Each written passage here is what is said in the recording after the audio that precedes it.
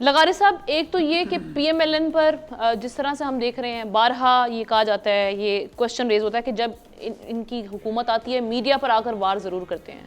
ایک تو یہ چیز، دوسرا یہ ریٹین رہے گا یہ یا عدالت میں جائے گا، چیلنج ہوگا تو یہ نہیں رہے گا.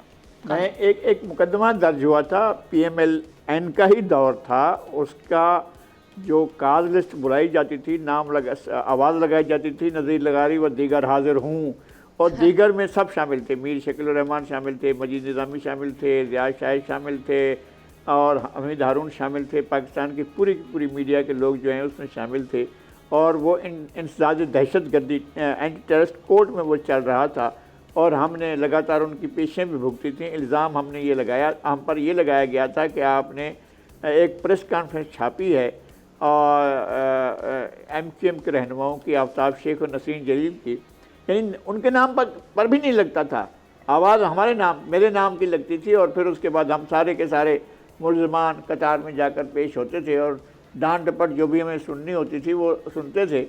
لیکن مجھے وہ یاد ہے جنرل ضیاء کا دور کا قانون ہے، وہ جنرل ضیاء کا بھی آخری دور تھا، اس میں انہوں نے یہ قانون بنایا تھا کہ اگر ہتک آمیز مواد کا الزام لگایا جاتا ہے جو ہتک آمیز ہو، اور اگر وہ الزام درست بھی ہو تو بھی وہ قابل گرفتاری، اس پر جو ہے بیلیبل نہیں ہوگا، وہ نان بیلیبل ایفنس ہوگا، اور اس پر جو ہے گرفتاری جو ہے وہ لازمی ہوگی. اگر جو الزام لگایا گیا ہے، جو بات کی گئی ہے، جو ہتک آمیز مواد شامل کیا گیا، اگر وہ سچا بھی ہو، ٹھیک بھی ہو، درست بھی ہو، اور وہ اس کی شہادتیں بھی موجود، تب بھی ان کو گرفتار کیا جائے گا اور ٹرائل کیا جائے گا. یہ ہے اس کا مطلب. یہ ہے کہ پھر نہ تو کوئی صحافت کرے، نہ کوئی اس طرح کا کام کرے.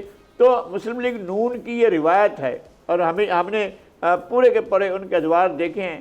جب ان کے لیے کوئی برا وقت آتا ہے اور سامنے نظر آ رہا ہوتا ہے تو پھر وہ ایسے ہی قوانین بناتے ہیں، اور ان کی چڑھائی پہلی میڈیا پر ہوتی ہے. اور اس وقت ایک ایسے میڈیا پر ہو رہی ہے جو ان کی دسترس میں ہے نہیں، اور جو وہ جس کو ریگولیٹ بھی نہیں کر پاتے ہیں. وہ جا رہے ہیں کہ جناب، اور ہمیں تو ویسے جب چاہتے ہیں لپیٹ لیتے ہیں. ہم تو بھگت چکے ہیں.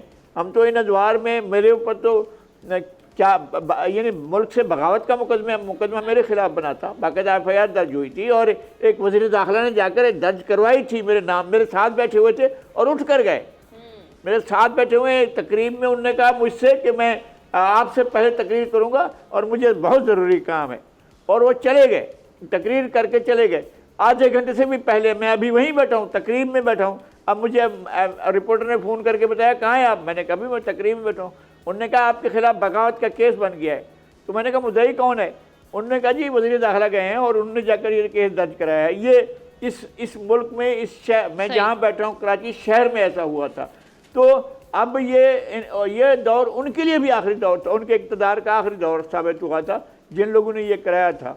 تو میری گزارش یہ ہے کہ حکمرانوں کو اپنی عزت کا اور اپنی توقیر کا، ہم تو ان کی بہت عزت کرتے ہیں، سچ مچ عزت کرتے ہیں. ان سے ہمیں تو ویسے بھی سیاستدانوں کو تو بہت احترام ہے. سیاستدانوں پر اگر برا وقت آتا ہے تو سب سے زیادہ آگے شہزاد ذوالفقار کھڑے ہوتے ہیں، ڈاکٹر دانش کھڑے ہوتے ہیں، احتشام صاحب کھڑے ہوتے ہیں، ہم کھڑے ہوتے ہیں. سیاستدانوں پر کڑا وقت آنے پر ہم جا کر فیس کرتے ہیں ساری صورتحال کو. اور سیاستدان یہ سمجھتے ہیں کہ جناب اگر انہوں نے ہم پر تنقید کر دی تو توہین آمیز مواد ہوگا اور ہم ان کے خلاف کارروائی کریں گے. سبسکرائب کریں اور بیل دبائیں تاکہ کوئی خبر رہ نہ جائے.